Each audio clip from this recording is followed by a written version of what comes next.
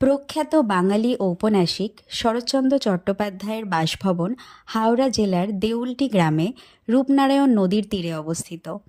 ১৯২৩ সালে স্থানীয় কর্মী গোপাল দাস মাত্র ১৭,০০০ টাকায় দ্বিতল বার্মিজ শৈলীর এই বাড়িটি তৈরি করেন। বার্মায় দীর্ঘদিন বসবাসের অভিজ্ঞতা থেকে অনুপ্রাণিত হয়ে লেখক এই নকশা পছন্দ করেন। শান্ত ও নিরিবিলি পরিবেশের কারণে তিনি এই স্থানটি বেছে নেন এবং এখানে তিনি প্রায় ১২ বছর বসবাস করেন। এখানে বসবাসকালে লেখক দত্তা, নিষ্কৃতি, মহেশ, দেবদাস, দেনা পাওনা, রামের সুমতি, বৈকুণ্ঠের উইল রচনা করেন।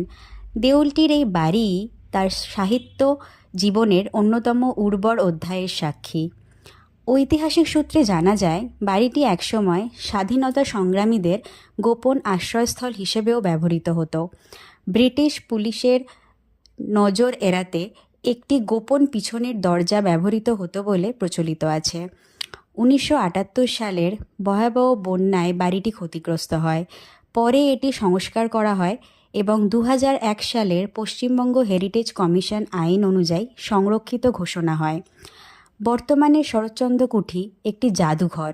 এখানে লেখকের ব্যবহৃত খাট, লেখার টেবিল, হুক্কা ও অন্যান্য সামগ্রী সংরক্ষিত আছে। বাড়ির চারপাশের বাগানে লেখকের রোপণ করা বাঁশ ও পেয়ারা গাছ এখনও বিদ্যমান। দেউলটির শরৎচন্দ্র কুঠি আজ বাংলা সাহিত্যপ্রেমীদের জন্য একটি গুরুত্বপূর্ণ ঐতিহাসিক তীর্থস্থান।